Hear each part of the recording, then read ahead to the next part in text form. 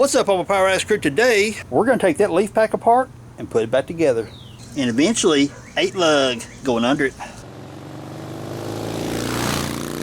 So while you still got the springs pretty well solid because you got the bolt in up here holding in the front mount, let's get these things right here spread apart some.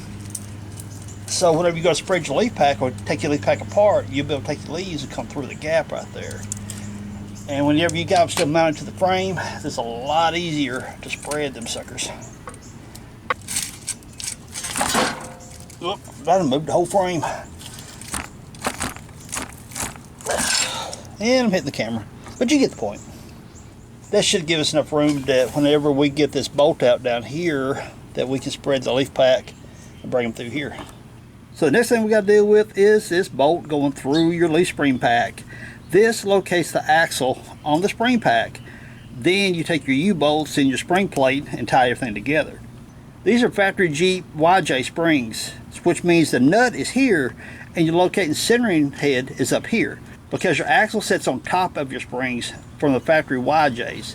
I'm converting this thing to spring over axle, which means I put my spring over the axle. The axle is going to be located here. So you can, some people do, use the nut side of the bolt that goes through there to locate onto the axle. But I want to clean up these pads right here because these springs have a lot of rust and grime on them.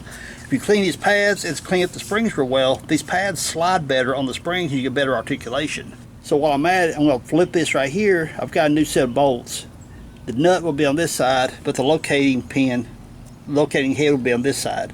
Why? Because the head of that bolt locates the axle onto the spring pack. Let me show you.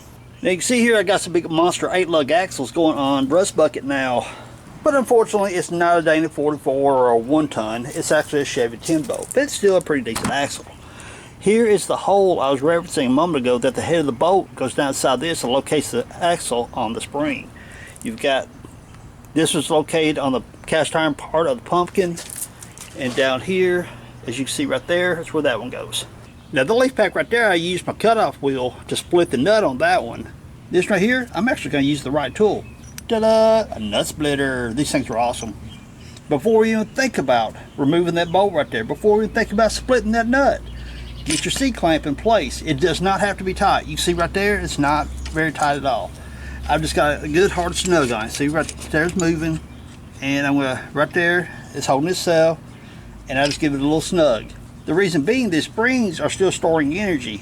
Even though this end right here is not attached, there's still a little bit of energy being stored in these springs right here. So what you don't want is splitting that nut right there, and all of a sudden that energy releases real quick and it could hurt you.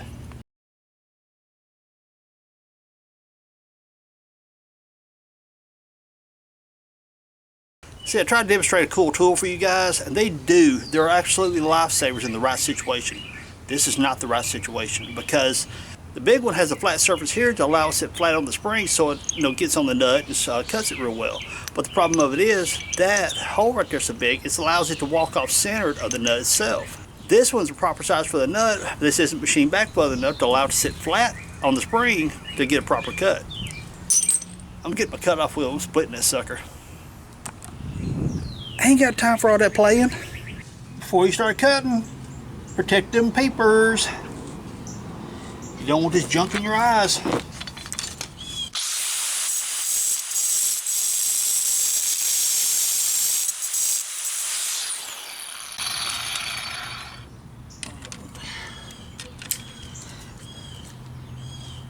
Basically what I did, I just shaved one side of the nut, and it should turn now, but this thing's pretty rusty crusty. There's a reason I call this Jeep rust bucket, because trust me, it's, yeah. It was a Pennsylvania rig originally. There she goes.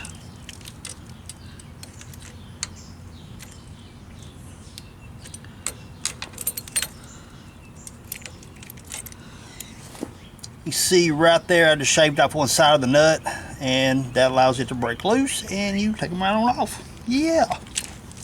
You see right there where I just kind of shaved the side of it. That allowed the nut to break free from the rest of it and just back on out. A lot of people split them right down the middle, which works as well, so it's totally up to you how you do it. Now that the center bolt's out, take your C-clamp, open up your clamp, And you see the gap forming between your springs already. That just proves that you've got stored energy of these clamps, of these leads being clamped together.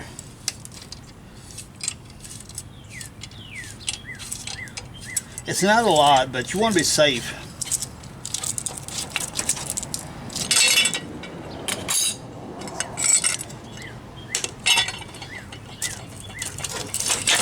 And there she goes.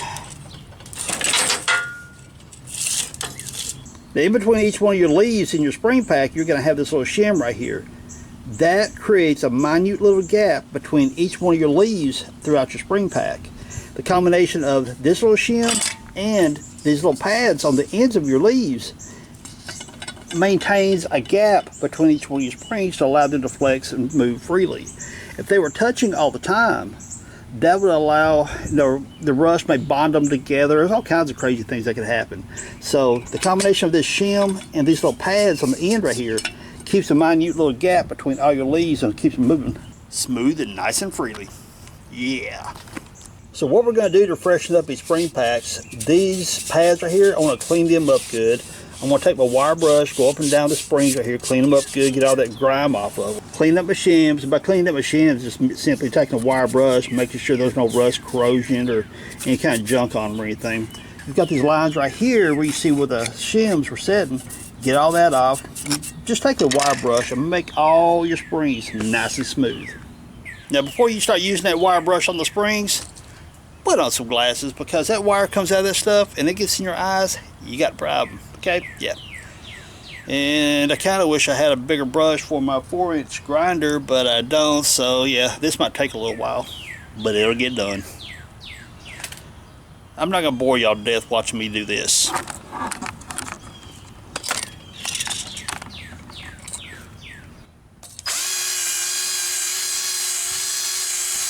You see basically what's going on. I'm just getting all that loose crud off.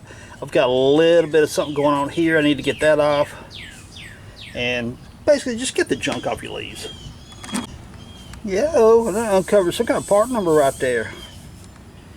These may not be the factory springs, but I am not going to worry about that part number, try to figure out what springs they are. I don't care. I'm just going to clean them up and put them back together. Yep. Yeah. You can notice right there, I was taking the wire brush and I was riding on it pretty heavy. That's pitting in the spring right there. I'll never get all that out right there. I mean, I could sand it, whatever I want to do to it, it ain't gonna matter. That's pitting. It's not gonna come out. But does it matter? No, it doesn't. Honestly, you're not gonna see it, because that pad right there, that's sitting right on top of it. You're never gonna see it. So if you want to be super picky and get you a new set of springs, go for it. I'm going spring over axle. So I'm getting probably on an easy 5 inches of lift looking at that axle over there, just by putting my springs on top of my axle. So I'm going to use the stock YJ springs in the back. This rig is getting XJ springs in the back because I'm putting a stretch on the back end of the frame. So again, cosmetics, I do not care. I mean, because look right there, that's rust bucket behind me. See all the rust in it? It's a rat rod build. It's a beater rat rod build. So I'm not doing cosmetics at all. If I do anything cosmetics, it's going to make it look rougher, more rattier.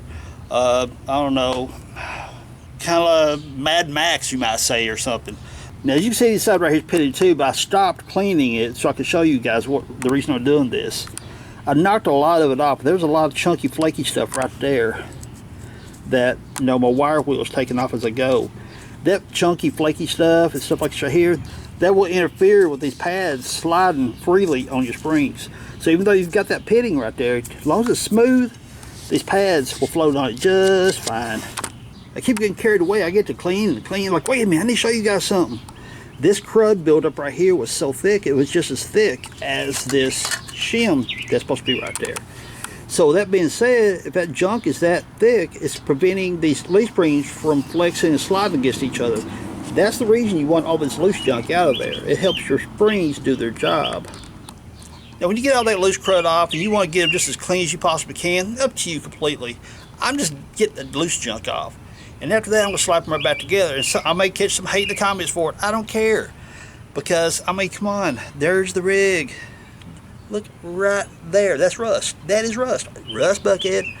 That is my rock sliders, which doubles as air tanks.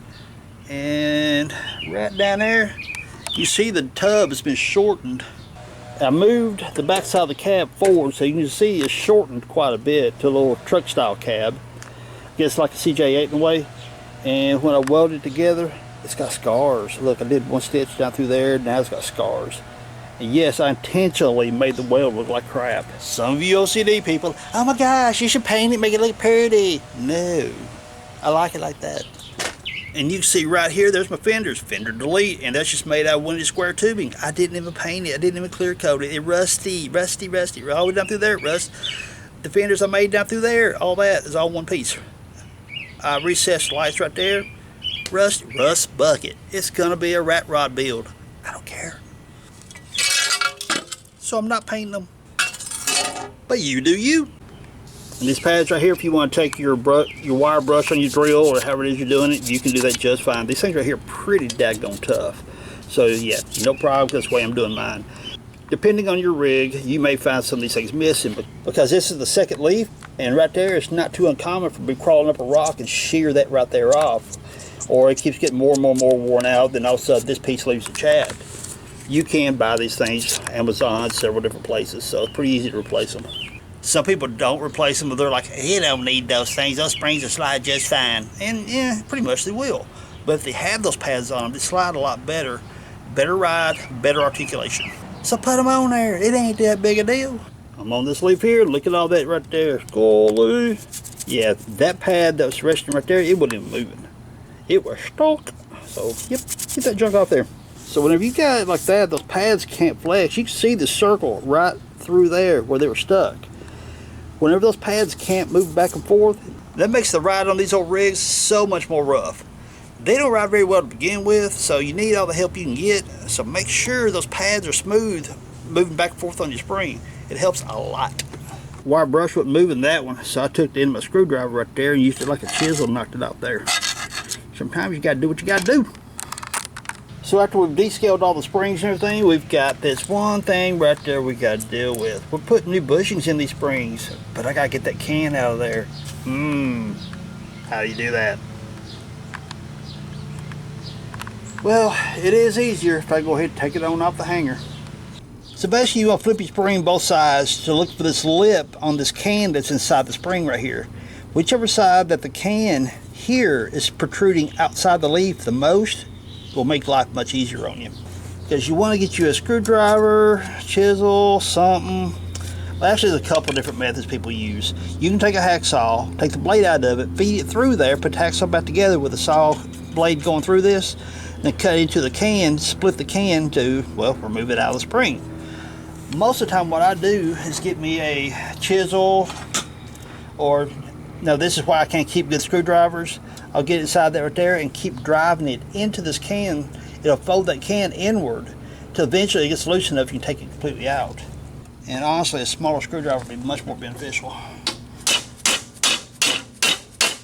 Back, split it, and just keep doing that until you fold that can to make a crease going inward toward the center. Then you'll be able to knock that sucker right out of there. But I'm not going to bore you to death. Watch me beat on this thing. Now see that I've got driven all the way through and it folded it in this way? That makes it less tight around the perimeter here. So now I can get right there on that edge, hit it with a hammer, and I can drive that can all the way through. There it is. I gave it one more smack with the hammer and the screwdriver, and then went boom. Now here's the bushing kit that I'm using. This is the red polyurethane, and that's shows directions. And that looks like the rear ones because of the larger diameter here. Let's see. Yep, that's the rear ones. So yeah, these are the bushings I'm using. They come with the, no they do not. They don't have the greasable sleeves. So I'm going to modify these sleeves, drill a hole through them because my bolts have the grease zerks on them and right there. So you inject the grease in there, it comes out here. And if you've got the proper tube, yeah, this is one of them. I've got the proper tubes here that these have been modified, that the grease comes out through here, and yeah, lubes the inner diameter of the bushings. Yep. You can also notch the bushing like just a little bit through there, so as the grease injects through here, you got a hole coming up through here, it'll come around and grease the perimeter here as well. So yeah. But for right now, I'm not putting the rear bushing in. I mean, basically what you would do is get your wire brush, get inside to clean all the internal diameter of that out, and that'll allow these to fit much better. And then you'll press this in. And where's the other one? That way, press both of these in like that, get them all pressed in. Then you'll take this and press that in through there. But before you press any of them in, it comes with the grease, the Prothane Super Grease. Really, really good stuff. Honestly, this is what you should use on all your bushings. But this stuff, if you was to buy it on Amazon, I'll link it up so you guys can see, this stuff is expensive. If you don't have the Prothane Super Grease, there's a grease called Super Lube. I use it quite a bit at work. Yeah, put your mind where you want to on that one. Then the Super Red Tacky Grease, I like it for bushings. Basically what you want is a synthetic grease that does not break down in water, and it doesn't really collect dirt that much. I don't know, that doesn't make a bit of sense. Grease, dirt, they kind of go together. But if you read the literature that comes with the greases, it does not attract dirt. Yeah, whatever. There's a lot of different grease out there that I think it's a lot of water mixed in with it, that it will break down the grease. So that's the number one thing is you want, is that water does not break down the grease of whatever you use. So the red super tacky stuff, I like it. The Super Lube stuff, it does pretty good.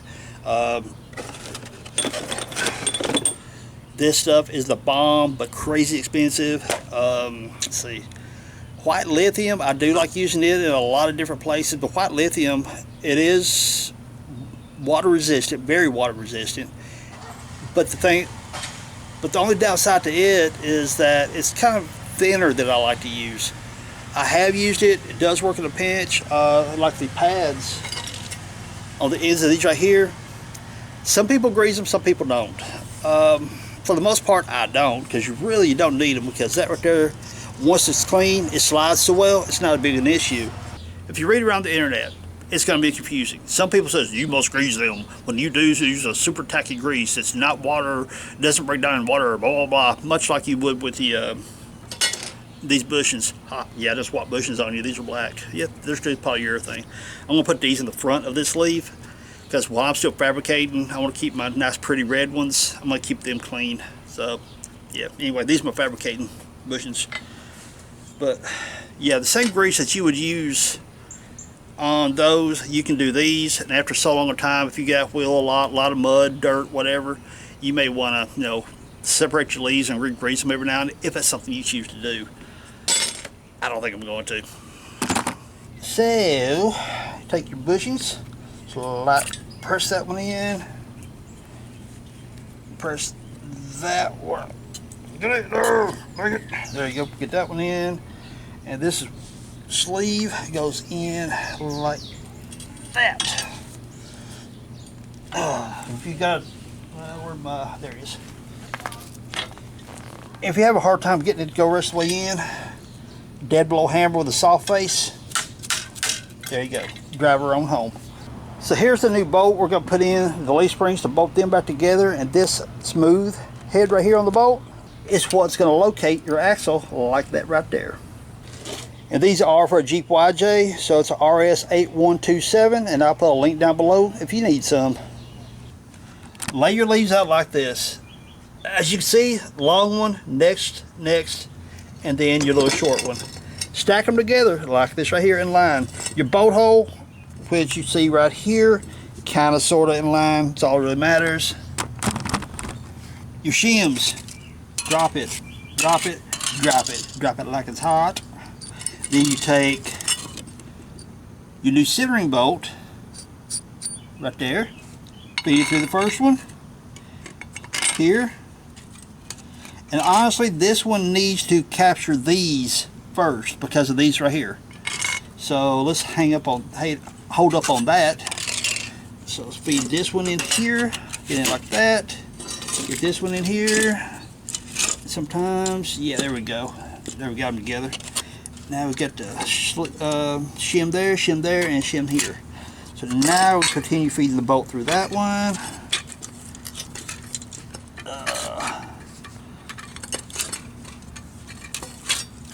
that one, then get it through the shim. Get it through the shim, big unit. There, and now I need to move my pack over to line the holes up with. Where'd it go? There it is. Get through that one, now through that shim, then through your main leaf. There we go. So now let's give you a downward view. Here's your main leaf, shim, next leaf, shim, next leaf, shim, and then there's your bottom short leaf. As you see the stack right there. And that shim wants to be cattywampus for some reason. There it goes. Shove it all together. And nut. And it's a 5/16 fine thread is what it is.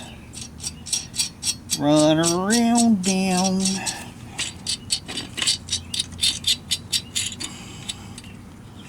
Now this is one of those cases where some people will put their C-clamp right here and squeeze the pack together, which you can do that. But you want, for the most part, let the bolt pull it together some, the most, because that gets the springs centered with inside each other. And it takes a 1/2 inch wrench. Now at one point you may have to get your pair of vice grips on that right there to hold it in place.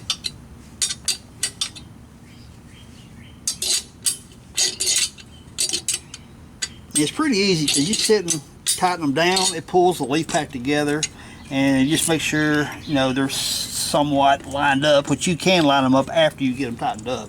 Not a biggie. Yeah, I need to put my vice grips on my.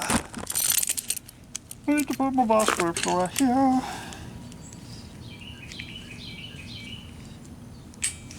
It don't have to be tight, just not turned. I know some of you people are going absolutely spastic OCD. He's not painting the springs. So, I told you. Look, it'll run a cruddy rag right there. It don't matter. Oh, got the spring pack squeezed together. I'm actually having to put a little oomph to the wrench. See, like that right there. Now from this point you can take your leaf springs and bolt them back in place. Of course I got nothing back here because I'm doing some fabrication work on this. And I don't have my bushings in here because I told you guys earlier I'm doing the fab work here, so I'm not putting the bushings in quite yet. I put my fabrication bushings in here because I need this to be there. And yeah, so I'm just going to put this in there and just slide the bolt through it, which is laying right there. And that's all I'm going to do for this for the moment. Since you guys didn't see me remove the springs, I'll let you look at the front of my 91. It's got a stock setup-ish, but you'll get the point. Here's the stock YJ with the stock 4-inch shackles, which I'm about to replace these with a set of boom shackles, upcoming video. Hopefully the bolts come out fairly easy for you, but most of the time they're a beast to come out. Then you're going to have your U-bolts holding your front axle in, and your shock absorbers. Well, not really. You could probably get away with it not taking your shocks out because they're attached to the axle.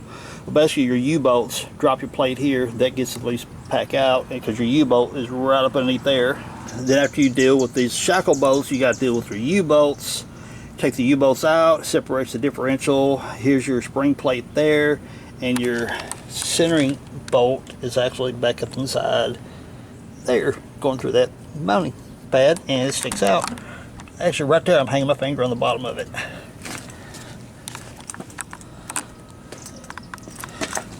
Then in stock YJ configuration, you've got here's the rear spring mount. So obviously you see Rust Bucket is going to get in a completely different style setup. Am I doing a shackle reverse? It's shackle reverse-ish, but it's not getting shackles, if it gives you any clue. But I'm not telling you what's going back there yet. I did hard mount my front, as you've seen, like a shackle reverse. UHMW plastic. Why would I have that? It's the spacers. And no, I have not done those springs right there yet. I'm going to do them next. But there's no need in me videoing those because I showed you how to do this one. It's the same procedure. And yes, I'm going to cut that bolt off so don't be getting all stretched out on me.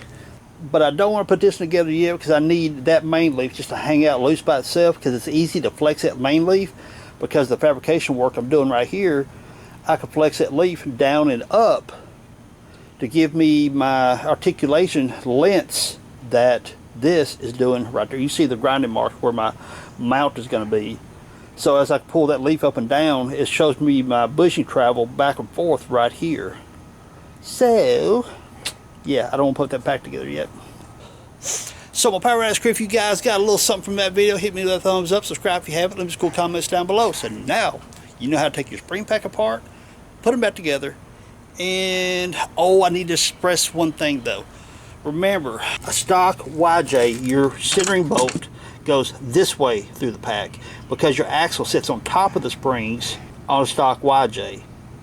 If you're doing spring over axle, your spring over the axle, then the bolt goes in the way I've got this one done. So hopefully, if you are listening to me, you will not get down in the comments, well, this ain't the way my bolt went, it needs to go the other way, blah, blah, blah. I know, because listen, I'm doing spring over axle. So that's the way my centering bolt goes. If you're doing axle over spring, like a factory YJ, the bolt goes through this way, making your location part of the head here will be on top because your axle sits here, like this right here, spring under axle. Springs under axle. Got it. This is the stock YJ setup. Yeah, I know I sound like I'm beating a dead horse. I keep saying it over and over and over. But till you guys run a YouTube channel, I have to answer the same question 500 times because people don't listen to the video. So my springs are going over my axle. That's the reason for the center bolt going from the bottom up. Stock YJ, your centering bolt goes from top down. Cool. Everyone, if you enjoyed this video, thumbs up, subscribe if you haven't, leave some cool comments down below. Peace. Later, y'all.